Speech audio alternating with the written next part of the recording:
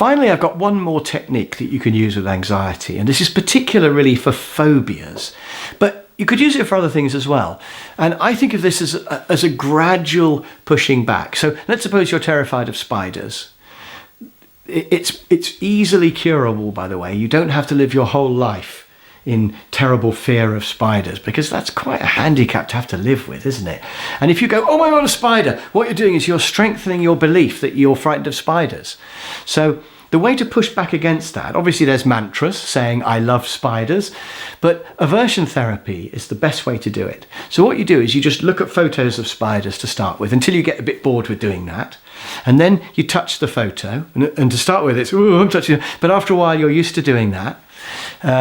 And then you can look at a spider in a jar, and then you can touch the outside of the jar, and eventually you can let a really small spider walk across your hand, and then you can let a bigger one and a bigger one walk across your hand.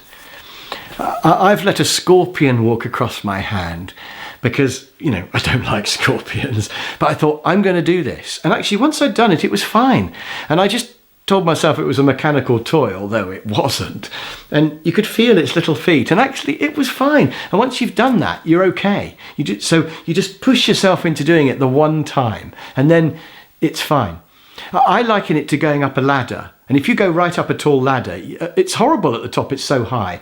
But if you go halfway up and then you just stay there for a little bit, you get used to it. And then you think, actually, I could go a bit further. So you go a little bit further, and then to the point where you feel anxious again, and then you just stay there for a little bit till you get used to it, and then you can go a bit further. So that's what you do with whatever your fear is, whatever makes you anxious, that just do a little bit more and a little bit more. And your subconscious gets acclimatized to each new level. You just slowly do it. So if it was presentations, you could start with small presentations. Just do a little one to a group of people and then make it bigger and bigger. Or do small negotiations. Just go to a car boot sale and, just haggle over the price of an ashtray or something to start with. And then you can build up to bigger ones. Start with ones that don't matter. Or do negotiations where you've already got a great alternative, so you're not really bothered what happens. In fact, I'd recommend doing a negotiation when you've already got something else lined up that's actually better. So you actively don't want it unless you get an incredibly good price. And if you have to walk away, then that's fine. So if it's negotiating that makes you anxious, start with small, easy ones like that, and then you can build up.